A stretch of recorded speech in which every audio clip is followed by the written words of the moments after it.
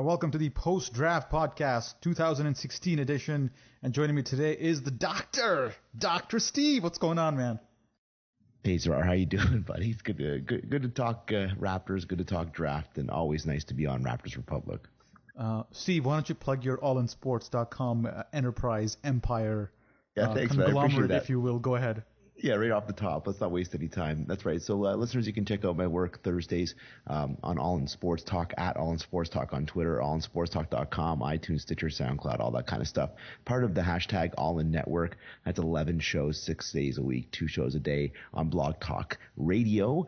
And, of course, Sunday mornings I also do FM radio 88.9 here in Toronto, but that's all soccer. So, anyways, give it a listen. Tamberlyn Richardson from Raptors Republic and Space City Scoop has her own NBA show Monday mornings on the network, and it's pretty darn good as well. So give her a listen. And, yeah, thanks, Zara, for the plug. Appreciate it. Now that we got that out of the way, so, Steve, before this draft, like heading into it, what was like the one thing you did not want the Raptors to do? The one thing you were like, that should not happen. As long as they don't do that, I'll be happy. What was that?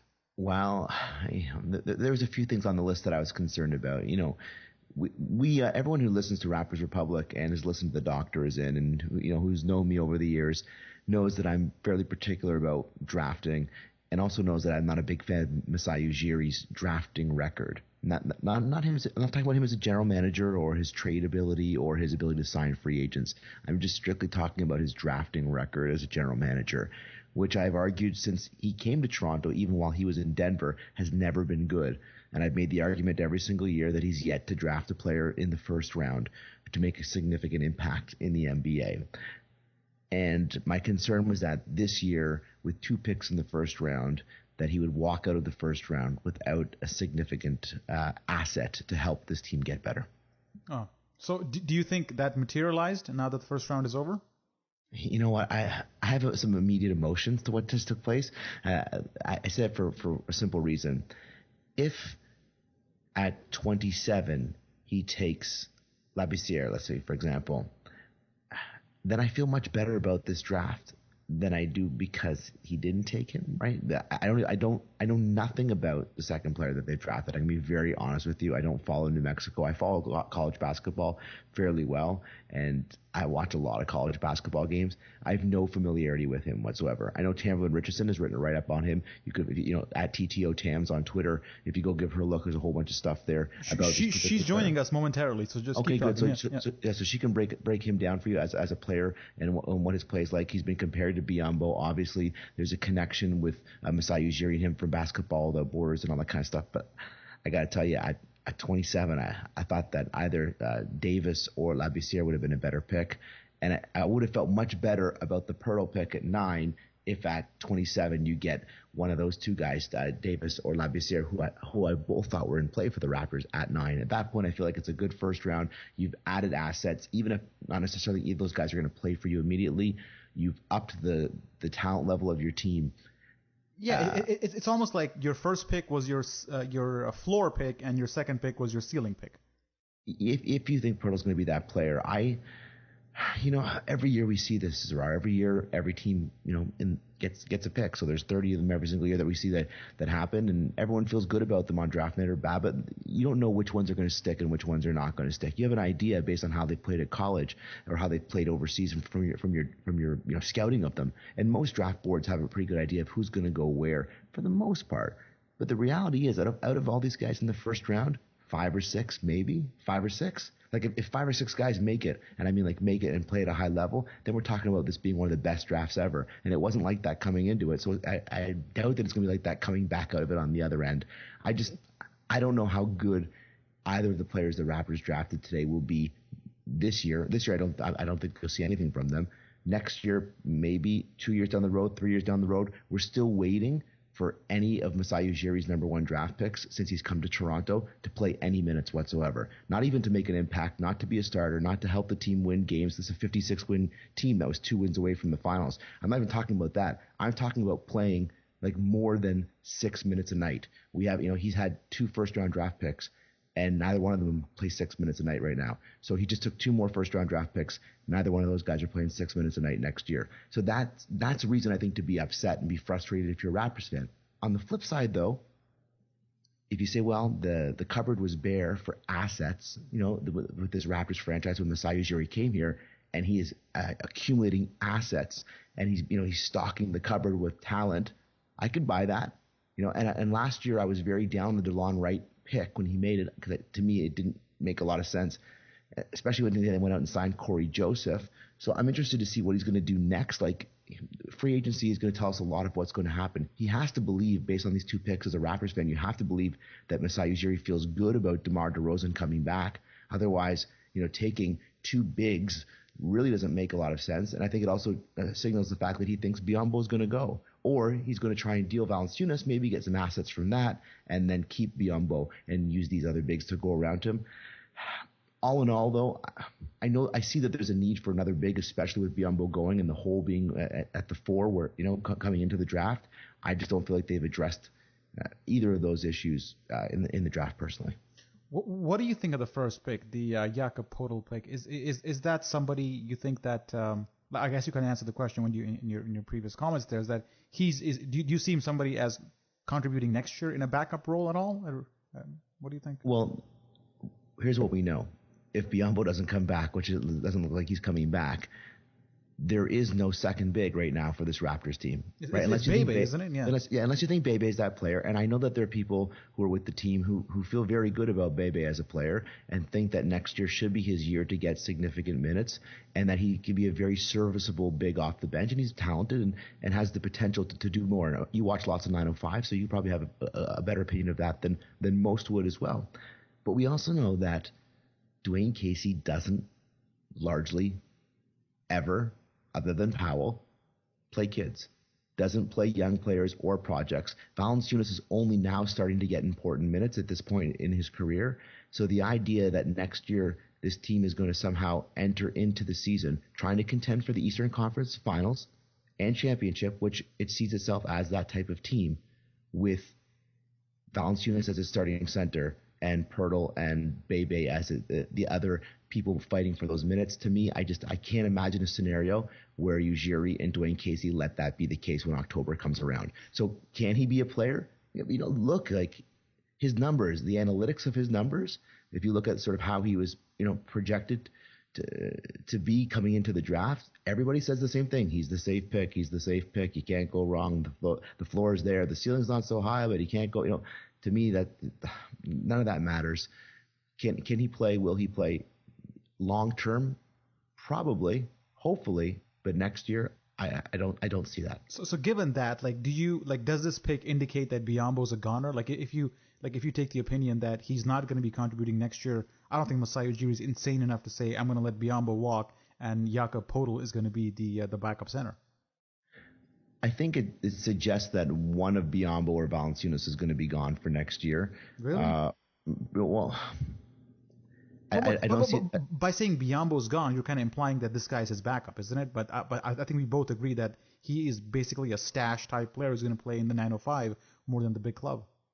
I don't think the Raptors get to make the decision whether Biyombo stays or goes. Like that, if we look at it objectively, not as fans or not even as analysts, just objectively, if you look at the situation, I think we can all agree Biyombo's going to get more money from another team than the Raptors are going to be able to pay or willing to pay in either scenario. So a good GM, and I think Ujiri is a good GM, a good GM then looks at it and says, okay, I'm going to have to come up with some type of contingency. Well, the first contingency is I have 2 first-round draft picks. Let me take a big with one of those 2 picks. That way, in a worst-case scenario, I at least have another big body that's in there. And and if they got some talent and we can develop them, that would be even better.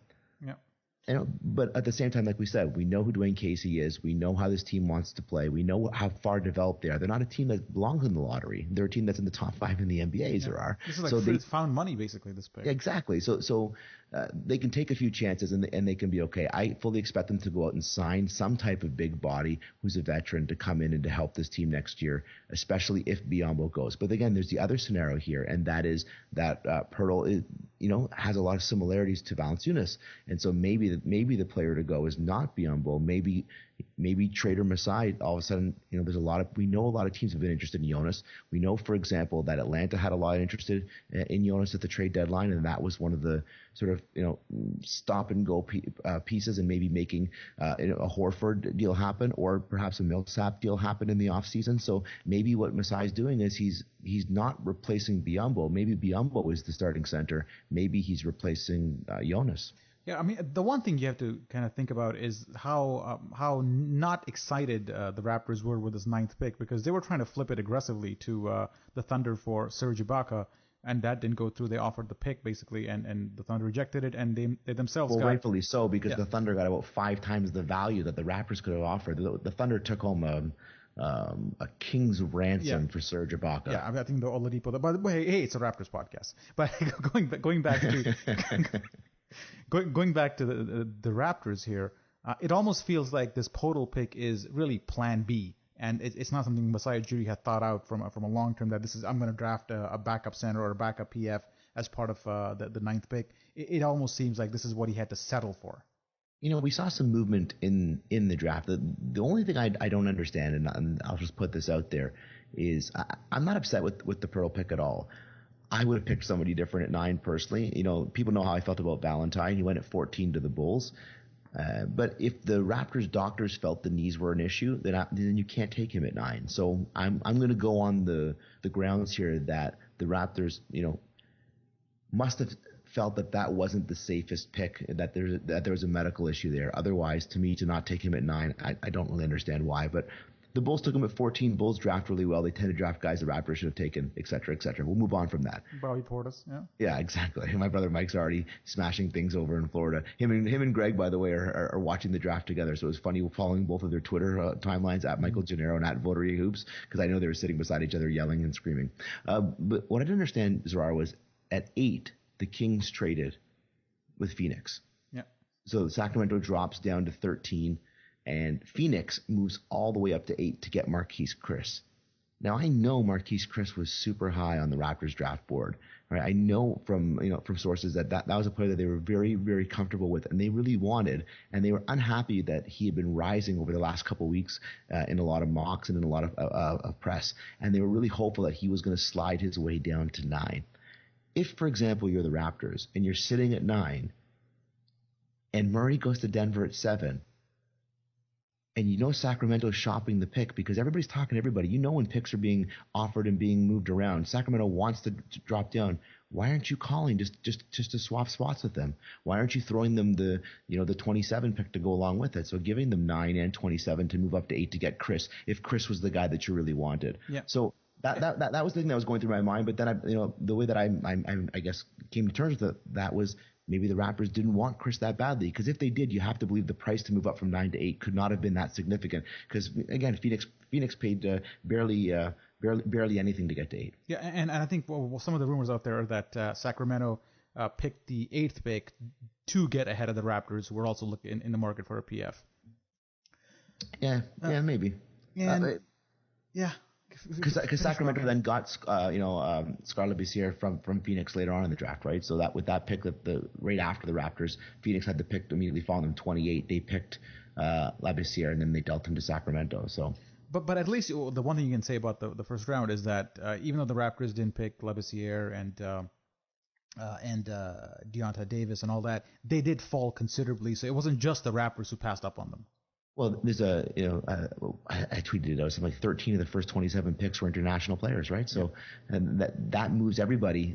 That all the names that we know are now moving drastically because of that. We talked about this on the pre-draft pod as well, Raptors Republic for you guys, where we talked about sort of there's no big Kentucky class this year. There's no big Duke class. There's no big Michigan State class. There's no big UCLA or Florida. Like all the big schools, all the big factories. North Carolina had like one guy. One prospect, Michigan State had the most really with 2, and that were first round potential prospects, or Kentucky, with Murray and Labissiere, but nothing like, Kentucky's been putting out 5, 6, 7 guys in the first round in the last couple of years. Yeah. So with that kind of like diluted or watered down talent level in college ball this year, and then the rise of a lot of these international players. Certainly Porzingis' play last year, I think, probably plays into this with a lot of general managers as well. And so guys were moving around. Look, I don't think it was a bad draft by the Raptors. I'm going to be honest with you. I thought last year's was much worse, and I thought 2 years ago was one of the worst drafts I'd ever seen by a Raptors general manager, and that's saying a lot. This year, I'm not upset with either of the picks. I need to see what Masai Ujiri does next, because is there a sense of missed opportunity here? Well, I would say yes, except for last year. I thought there was a sense of missed opportunity, and then he went out and made some great signings in the off season, and then the team pushed on to 56 wins, right? So what happens with DeMar DeRozan, I think, matters greatly. What happens with Bismack Biyombo, I think, matters greatly. What happens with Terrence Ross and Patrick Patterson, and what are they doing with the other parts that are there? That's what I need to see before I can determine whether or not they've missed an opportunity here. If everybody returns Zerar and they win between 55 and 60 games next year, and they find their way back to the Eastern Conference Finals and face off against the Cleveland Cavaliers, the only question I would ask is, what will they have done differently to change the result?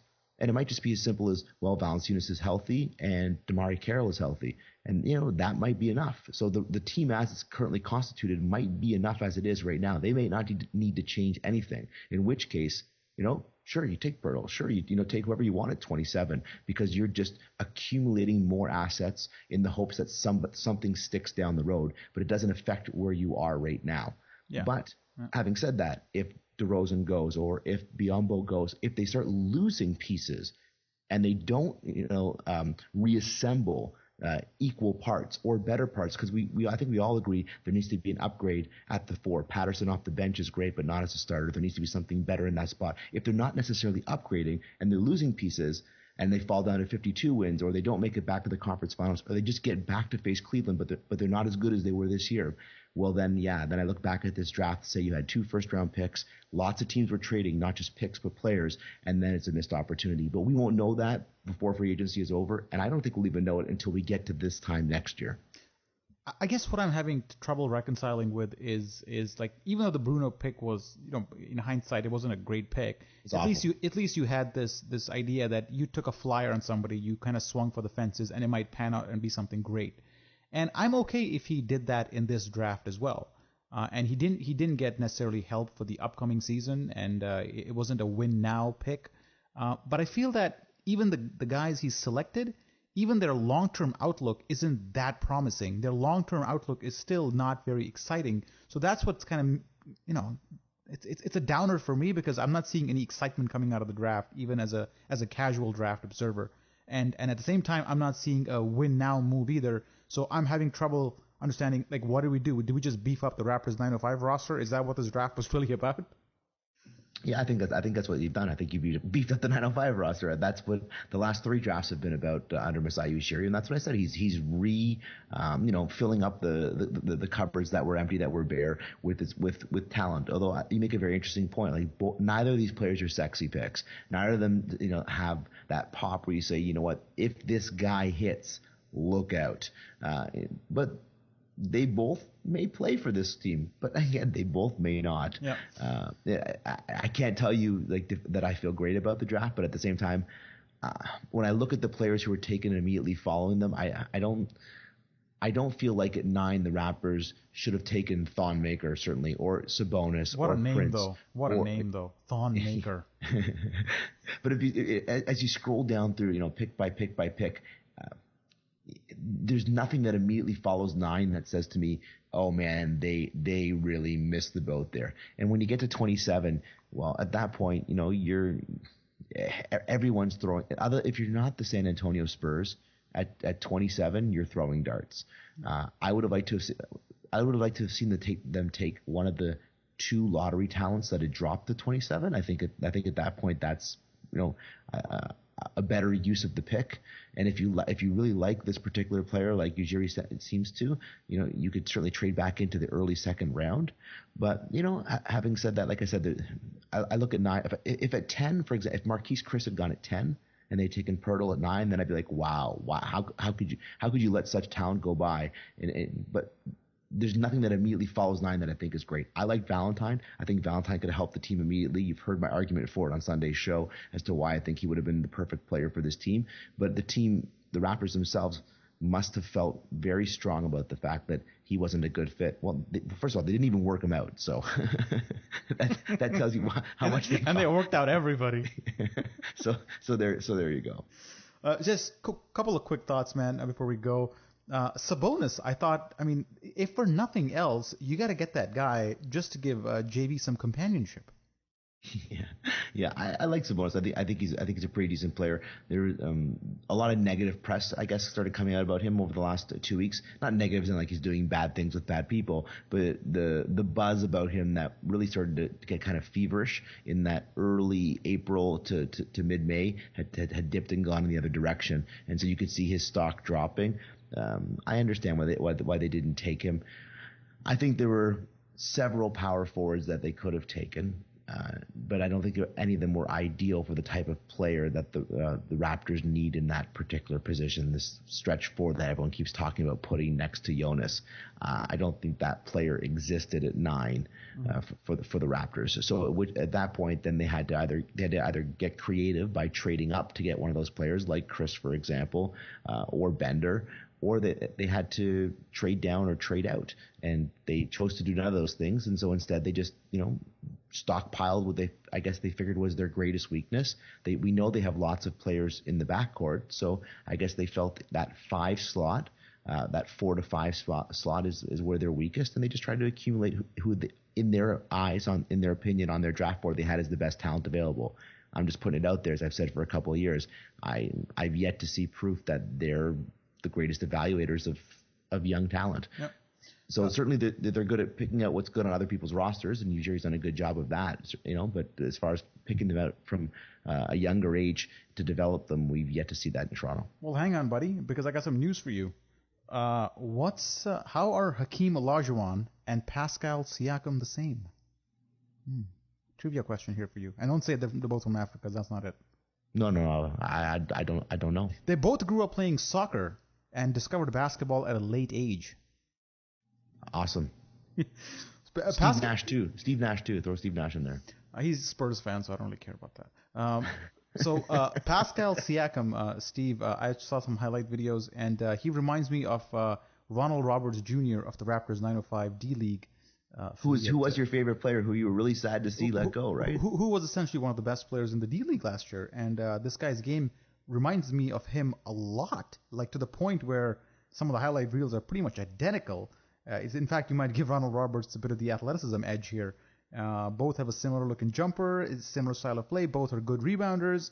It just seems a very, very redundant pick. But then again, what do I know? And you already said that you haven't really seen much of this guy. So file this one under unsolved mysteries. There you go, right? Drafting high-level D-League talent. That's what we do. All right, Steve, buddy, thanks for coming on. And you can check out Steve on allinsports.com. All in Sports Talk. Allinsportstalk.com, where Steve's a big soccer fan. We got to do a soccer podcast, man. Talk about some Arsenal, Liverpool, Jamie Vardy, all that stuff. Yeah, man. Or just, we'll get you to call in on the radio show again Sunday mornings, FM 88.9 here in Toronto, 8 to 9 a.m. Talking soccer every Sunday with Dave Hendricks. And Curtis Larson from the Toronto Sun. As you can see, guys, Steve has hit the big time. We let him go.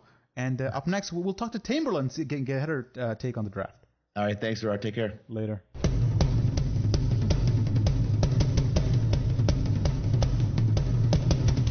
All right, Tamberlin's here. Hey, Tamberlin. Hey, how are you? I'm pretty good. I was a lot more excited before the draft than I am now, given the 2 picks the Raptors have made. But they are what they are. I never claimed to be a draft expert. But I know that you, unlike Steve, knows a little bit about our second pick, Pascal Siakam. Yes. The first thought I had actually was it's not really that surprising because he was found in the Basketball Without Borders program. So Masai probably discovered him quite some time ago. He's from the Cameroon. He was originally a soccer player. I did a pre-draft write-up on him, and I described him as being very Bismack Biyombo-like. So to the fans of Bismack Biyombo, I would say this is probably to replace him. Now, something that's interesting about Siakam is his last season with New Mexico, he only took 3 shots from the field that were greater than 10 feet. It sounds like Biyombo for sure, yeah. No, but this season he took like 307 and shot close to 44%. Uh-huh. What happened? What happened there? Well, he's new to the sport. He's growing by leaps and bounds. He has something like a 7.72.5-foot wingspan. They say that he plays every single play like his life depends on it. In the last couple of games that he played with New Mexico, 3 or 4 steals in each game. There was one game where someone shot a 3-pointer from way, way deep, and he was back in the backcourt, and they compared it to LeBron's rundown of Steph's block, and he made it all the way in when the shot missed to grab the ball and put it in for a putback. So he's extremely athletic. He's extremely long. He's extremely committed. I know there's going to be people out there that won't be happy that we didn't take Scal. I really like Deontay Davis. I'm very pissed off we didn't take Valentine because I loved Valentine like Steve. I was head over heels over him, especially when we could have taken him at 9 potentially, but we'll see. He must have a method to his madness. I'm not that upset about Siakam though, to be honest. So let's rewind a little back in the draft. How surprised were you with the 9th pick? It felt like, I mean, Steve kind of rapped me on the knuckles tonight when I said it's kind of a safe pick, and he said nothing's ever safe, don't you know? And I said that's true. But it wasn't a sexy pick. I think lots of people were hoping that we would do something else with it. There's got to be something to the Scal Lavissiere's motor and his commitment, because it wasn't just the Raptors that passed on him. Team after team after team passed on him. Yeah. I was more surprised that we didn't take someone like a Valentine or some of the other guys that were on the board. And I was really ticked off that Vlade Divac, I don't know how to be a GM, kind of stole our thunder, because when Marquise Chris was still on the board at 8, I was getting excited. Yeah. I do know, or at least I heard, that the person that was on the boards for Masai that he really wanted to pick at 9 was Marquise. So much for that. And now the Suns just have this crap load of young talent. I think there's going to be some more trades that will happen once free agency hits, because there's so many young teams. Like if you look at Denver and Phoenix, how many young guys they have, and as well as Philly and poor Danny Ainge, who can't get anyone to do trades with him. I think that you'll find. Oh, by the way, one of the guys that comes and comments on our site on Raptors Republic is actually in Boston on their court recording at their party today, which is kind of cool. Did you enjoy Tom Izzo and John Calipari playing agent for the entire first round, trying to get their guys drafted? How crazy was that? You don't see that too often, because usually Calipari gets like 3 or 4 guys in the first round easy, and Izzo's got a couple. But this time they were just shopping their guys. And did he get a kickback? Like what's the investment? Just pride? I think so. I think it's just a question of how many guys I got in the first round, and unfortunately for Izzo, Deontay Davis went in the second round, and the 31st pick to Boston, and but Calipari got his guy drafted right after the Raptors to Sacramento. They both went right after the Raptors. Yeah. So, but what the hell is Vlade doing? I thought he made a pretty good move getting that power forward ahead of us. I mean, I thought that was a pretty strong. No, I meant the first pick, the 12th pick. Oh yeah. What the hell was that? I didn't even have that guy on my board. I took him 13th. You know, like the Georgios guy, Papagiannis. Yeah, I think I had him maybe 55 or 57 or something, and it was like a stretch at that. Yeah. Yeah, and that's what the general perception from ESPN was when the Raptors picked with their 27th pick. Most guys had him at in the late second round, but that's what the draft is, you know. Yeah. One side had him at 28. Yeah, ESPN had him much later though. Chad Ford also. I wouldn't. Sorry, I don't always put a lot of stead in what he says. If you go back and check who he had and where he had them, I don't think he hit too many right. Yeah. So let's talk about Jakob Poeltl a little bit. Like, do you see him as a like a draft and stash type player, or is he a win now player? Because Steve couldn't really make up his mind on what Jakob Poeltl brings you today or 5 years from now. What do you see that pick? Is that does he help today, or does he help 3 years from now, or does he just help the Raptors 905? I think I'm kind of in the same boat as Steve on this, in that I think what will happen is we'll see them both go to Summer League, and we'll see who performs. I have a feeling that Siakam's going to give Poeltl a run for his money.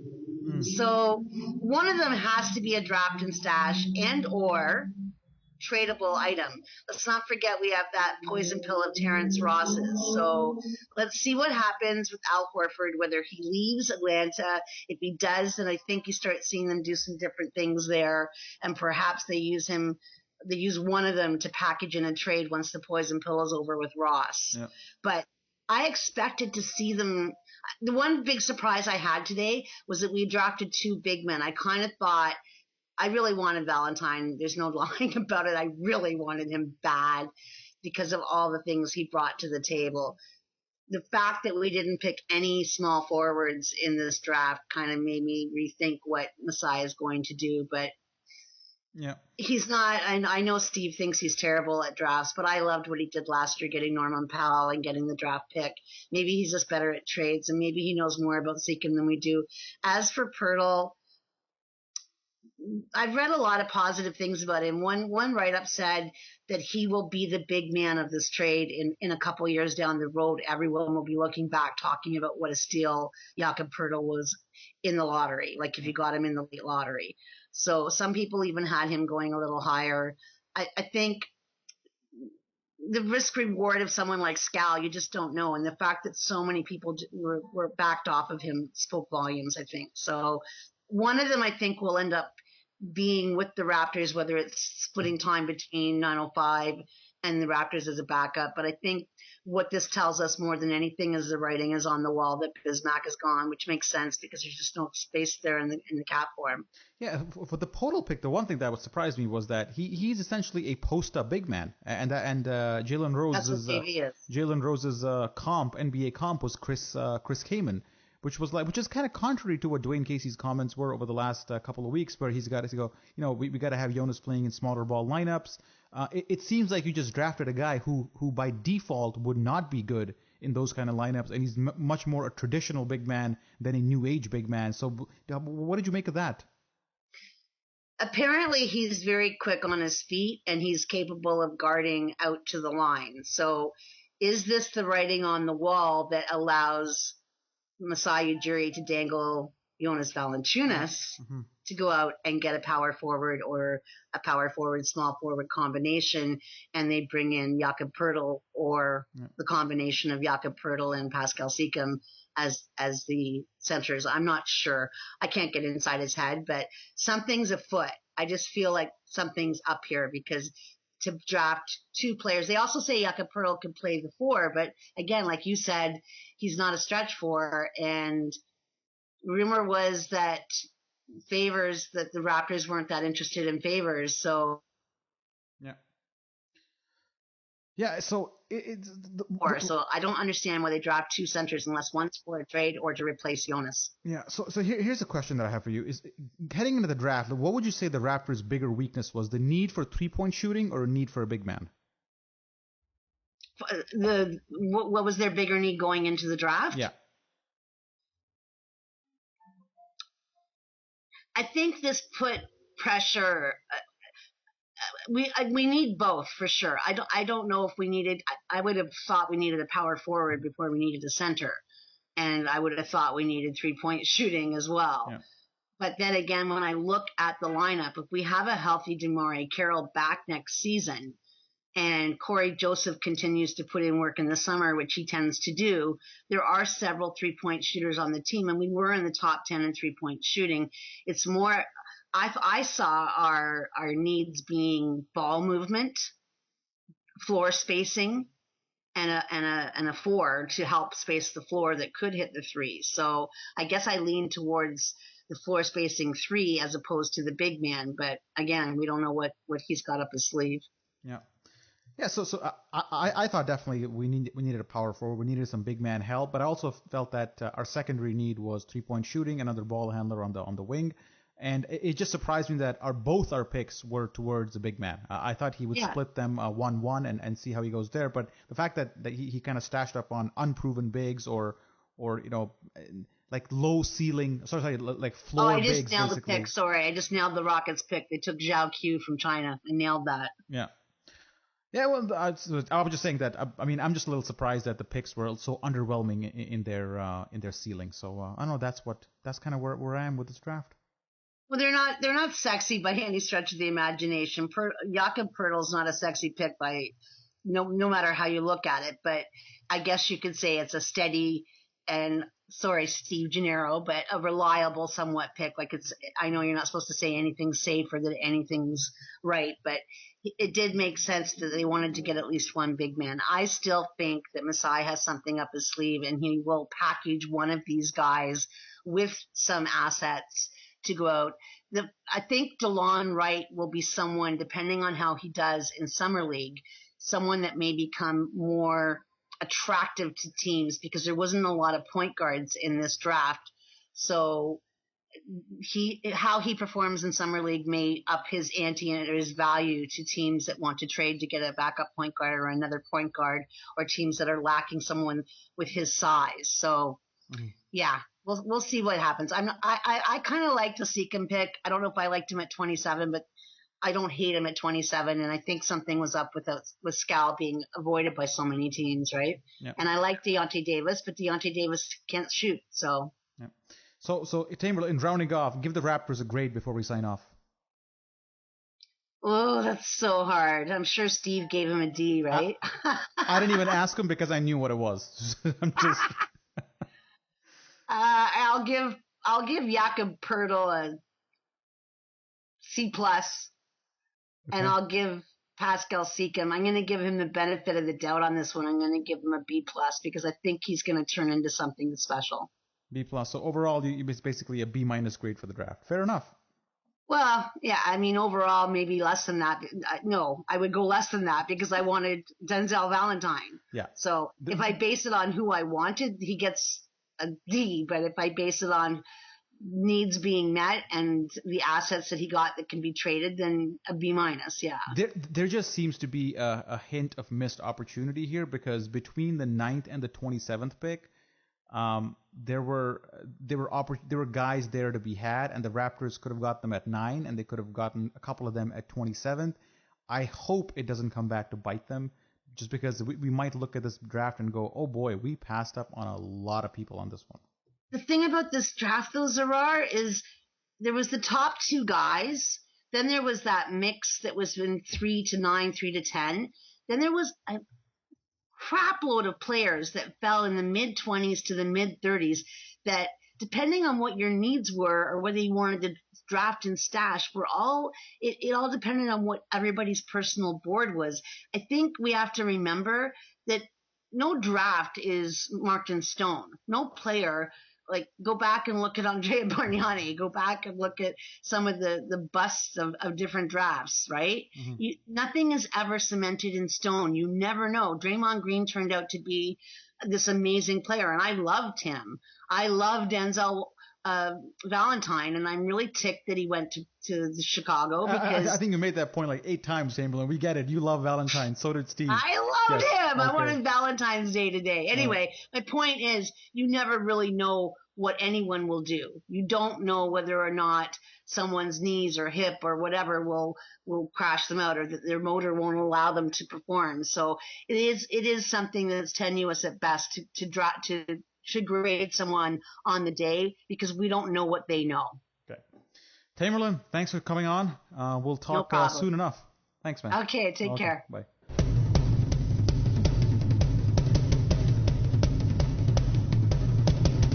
Hey, and our final guest for the evening is a man who's been very busy today, Blake Murphy. Hey, buddy. Hey, man, what's going on? No, I don't know what's going on, actually. I'm just following the draft, and all the predictions are coming out wrong for the Raptors. And let's get your take on it, man, to start the night. Okay, I have something else that we need to talk about first. Go for it. I just got at the start of the second round of the draft, someone who's in town, and called me up a little wasted. I've never wanted to ditch on the content so hard before, Zarar. You want to go? No, I'm not going to do that. What if they buy a second round pick? The people need to know about, I don't know, Isaiah Cordinier. Okay, actually, Cordinier just went off the board as I said that. So you're pretty committed to this draft thing, eh? You're going to see it all the way to 60. I'm very committed. I'm going to see it all the way to 60, and then I'm going to sit on edge for an hour wondering if a trade's going to leak out later. Oh my God. Okay, man. Let's get your take on this for a few minutes, because I know you've been busy all night, and we already got Steve and Tamberlin's take. But let's round off with a guy who's been covering the draft for Raptors Republic. Jakob Poeltl. If I had given you 100-1 odds, they would take him. Would you have accepted it? Oh yeah, for sure. He was there on a couple of mocks. I had him ranked 12th on my own list, but he was in the tier. I think I had 9 to 15. Everyone in that tier was kind of, I could see them going with either of those guys. So it wasn't far off board. It was just, I think people maybe looked at Masai Ujiri's draft history and thought it was unlikely he took the safe pick. And that's what Poeltl is. He's a high floor guy. The ceiling's fairly limited. Like I look at him and I see a guy who's probably going to be a career backup, but have a solid career as a backup center, which, you get the number 9 pick. That's not what most fans are hoping for. And I personally would have swung for the fences a little harder. But, he was totally in the range there. In terms of ranking, the primary rankers had him 4 to 15 in that range. So, I mean, he was in the mix at 9 the whole time. What do you make of his style of play? Like, is he closer to a traditional big man like Jonas, or is he closer to a modern day big man? Because I have my own opinions there. What do you think? Yeah, I think offensively he's more traditional. He has great footwork on the dive in the pick and roll, but he doesn't have a lot of range yet. He doesn't have much of a face-up game. He doesn't have an array of post moves, but they've been pretty effective, and his efficiency scoring on the block against smaller, weaker college competition was, it was pretty good, and it's not as if the ACC is bereft of big man talent for him to go against. As I say that, I realize they're not in the ACC, but anyway. Sorry, I wasn't going to say anything, but go ahead. Buddy, I've been pounding out that content since 6 a.m. this morning. Pac-12, obviously, is where Utah plays. I had the game where he played against Okafor in mind. So, obviously, Duke is in the we might be running ACC. out of space on the server, given the amount of content you're producing today, Blake. Yeah, it's been a busy night. Anyway, so defensively, Poeltl's, he's not like modern or anything. He's certainly not Bismack Biyombo, but he does have some nice range on the perimeter. That footwork that I mentioned in terms of as a dive man, like setting a screen and then turning towards the rim, that shows up on the defensive end as he's kind of scattering around to guard guys on the perimeter. The Raptors have moved to the more conservative defensive scheme, but if they wanted to play a little bit more aggressively when Poeltl's out there, they could certainly do that. He could hedge a little more than a Jonas Valanciunas. He's kind of somewhere between Valanciunas and Biyombo on the defensive end. And then offensively, I think at least initially, you're going to be looking for him to get very Valanciunas-style buckets where he's getting offensive rebounds, he's rolling hard as a dive man, and you're not going to run very many plays for him. So when the 9th pick came around and Marquise Chris was snatched away by the Kings with the trade with Phoenix, at that point, were you like, this is an opportunity to get somebody like Valentine, or who was your guy at that position once the top 8 had gone? Again, I had that kind of range of guys that I would have been okay with. It sucks on draft night to be like, oh, I want to get someone who's not going to help right away. But I did have it in the back of my head where, if I was using the pick with where the Raptors are and the draft not being elite, maybe I would look draft and stash with Timothy Luwawu or Furkan Korkmaz. I had Deontay Davis ranked the highest of those guys. He obviously slid to 31, which I don't think anyone saw coming. No one I looked at had him lower than 16. And then Skal Labissiere, obviously, his range was 10 to 23, and he slid to 28. So those were guys that I had higher than Poeltl, Davis, Luwawu, and Labissiere. But, again, that whole tier I was fine with. Davis was kind of my guy. There's going to be something that comes out about a flaw in his profile. He didn't work out with the Raptors. I never got a feel. I heard or read, that some of his interviews didn't go well, but I don't think the Raptors interviewed with him privately. At least I haven't heard they had. So I'm curious to hear what maybe was in Davis' profile to cause him to slip. And then in Skal's case, I mean, he worked out against Jakob Poeltl and against Pascal Siakam on that Friday in Buffalo before the draft. So maybe he didn't look good in that scenario. I know that the claims that he's a little soft probably aren't entirely fair given like his real life stuff that he's been through. But those are a couple of guys that maybe physically he didn't match up well against, and the Raptors liked him a little less after. I don't know, man. Davis was my guy, but in that tier, I really didn't think there was much separation. The NBA appears to have disagreed. Yeah. And the interviews, apparently, from what I read of the draft, are the most important part of the workouts. Actually, not the workouts themselves. Is that your opinion too? Well, I think it's certainly part of it because NBA teams have pretty deep scouting staffs, and they trust their scouts, and they, you watch a guy enough times and you send your scouts all season long to watch these college games. I think you can get a good enough feel for the guy's play. And what I know the Raptors look for a lot in workouts is they do a very intense short workout, and they want to see how guys fight through fatigue. And they've brought in, there were a couple cases where they brought in specifically physical defenders to push higher prospects. They did that with Dorian Finney-Smith to push Malachi Richardson. They did it with Diamond Stone to push Ivica Zubac. And apologies to anyone if I'm butchering these pronunciations. I probably am. But the Raptors want to see how guys are going to respond when things get really tough and really physical. Obviously, the organization has always valued good people. That's something you see a lot with the Biombos and the Scolas and even Lowry and DeRozan and head coach Dwayne Casey. That's something they all value. But, I don't know. I don't know if maybe the chance to not interview guys plays in too, just because you don't get to know them particularly well then. Before we get to the second pick, Blake, here's a stat that I know you love stats, so here's one for you. 27% of picks in this year's drafts belong to the Celtics. And they still haven't acquired a superstar yet. Well, what are your thoughts on that? I'm not surprised that they went pretty Euro heavy. That basically lets you roll those assets over a little bit. But, man, if I'm Danny Ainge, when are you going to get to cash all these chips in? Because, look, I like Jaylen Brown a lot. I like, I had Chris Dunn third, but Jaylen Brown fourth. I like Brown for the Celtics a lot. I think people are sleeping on his ability to play multiple positions because he's only 6'6", even though he's got a 7-foot wingspan. He's functional size. He's almost Damari Carroll's size. I think the shot will come along enough. I don't know. Hey, let's not talk about the Celtics too much, but I think they got a pretty good player at number 3, but man, if you're a Celtics fan, you've been looking at all these assets and 5 picks in the top 35, and you're coming away with, a roster that's maybe not significantly better than last year. Let me correct my stat. That's 13% of picks, not 26. That would have been a little absurd.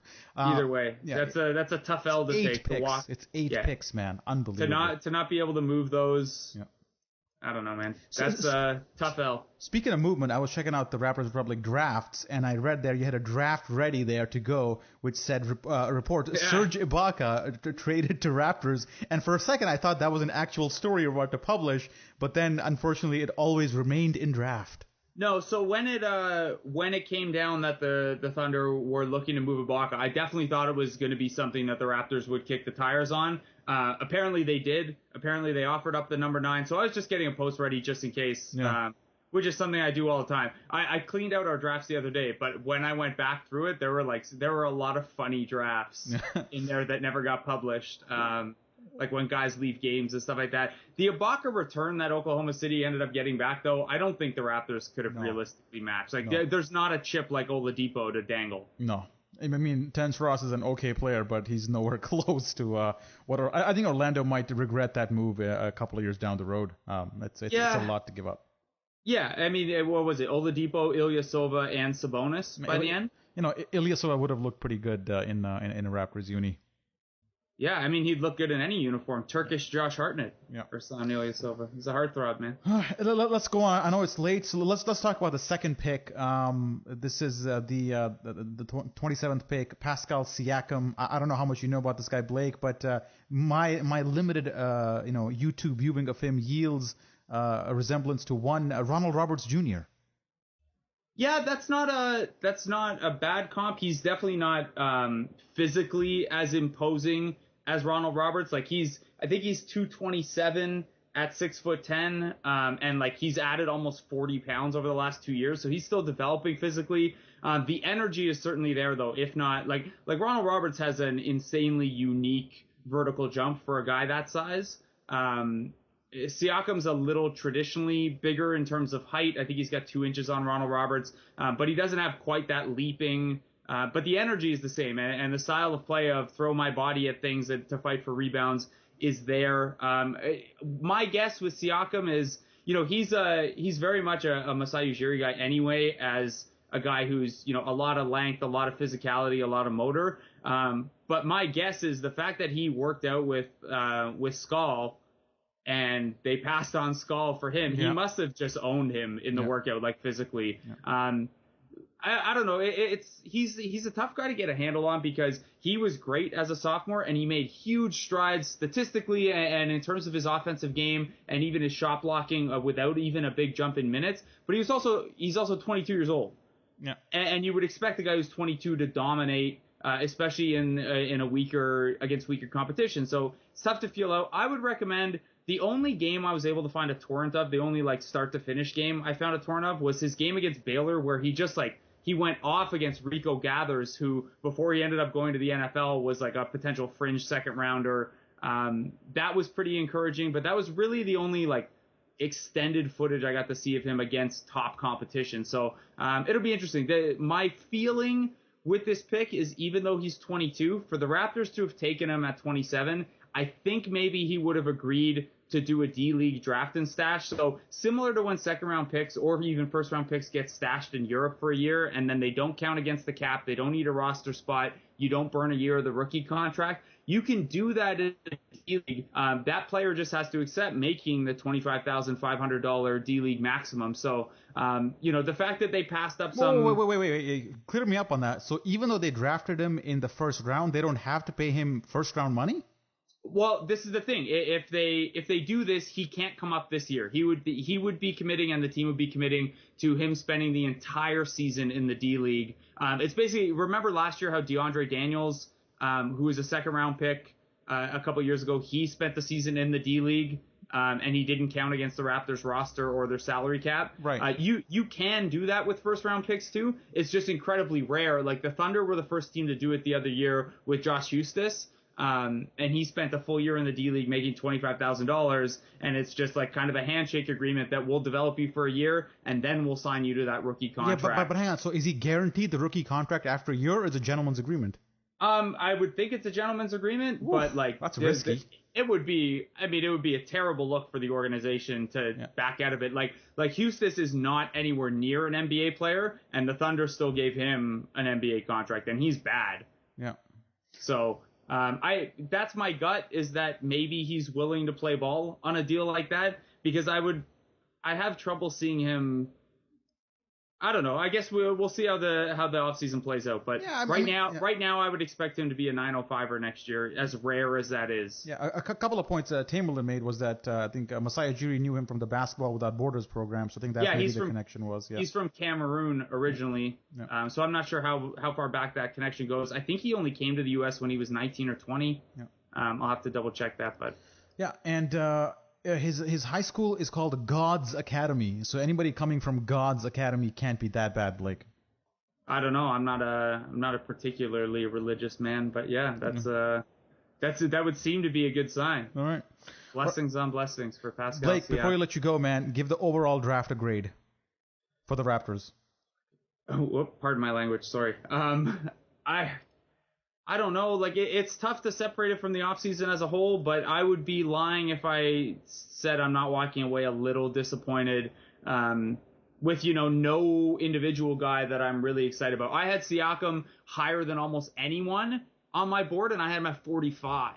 Mm-hmm. So, I knew the Raptors might reach, but I like Deontay Davis. I like Skull a little bit better. I like those guys a little bit better than Poeltl. And if they were going to take a longer term risk, I thought maybe one of the Eurostash guys, it might end up being fine. I don't think you can really, with a safe pick and then a reach that left talent on the table. I don't think you can really go much higher than like maybe a C. Yeah. I know that Chad Ford and Sam Vecini both liked the picks that the Raptors made. But, you know, that's not enough for me. I just don't think value-wise it was the right move at 27. But they could turn around and trade Poeltl in a salary matching deal later, and this all looks very different. So It's kind of a TBD grade. Yeah. If Poeltl stays, does he play any minutes with the big club next year? Yeah, I think he competes with Lucas Nogueira for the backup center position. I think Poeltl would probably be okay in spot minutes in the NBA right now. Like, there's no such thing as a guy being NBA ready, really. That's a misnomer for most rookies. But I think he could come in and, like, you know, he is certainly not Biyombo's role from last year, but if him and Nogueira were splitting the backup center role, I think you might be okay. All right. So here's a theory that Steve put forth, and Tamberlin kind of nodded her head. Is the acquisition of Poeltl? How do you say it? Poeltl? Is it? It might suggest that that JV might be on the trading block. What do you have to say to that? I don't think so. Okay. Well, I mean, like, okay, if JV were on the trading block, it would have nothing to do with Poeltl. It would have to do with wanting to re-sign Biyombo. The issue is that you have to get essentially no salary back for Valanciunas. Yeah. True. There you go. All right, Blake, we'll let you go, man. It's been a long day. Thanks for coming on, man. And we'll see you again soon enough. I think you might do a Thursday podcast, if not Sunday, whatever. You'll see Blake around. He's all over Thursday, the site. Man. Yeah, I mean next. Yeah, I guess so. It's kind of later. Yeah.